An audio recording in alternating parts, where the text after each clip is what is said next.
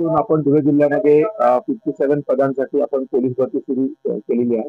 त्यासाठी आपण पहिल्यांदा बायोमेट्रिक पद्धत आणलेली आहे की जेणेकरून प्रत्येक इव्हेंटला तोच कॅन्डिडेट राहील, काही डुप्लिकेट होणार नाही आणि भविष्यात होणारी जी रिटर्न एक्झाम आहे त्याच्यामध्ये पण तोच कॅन्डिडेट म्हणून आपण बायोमेट्रिक पद्धत घेतलेली आहे.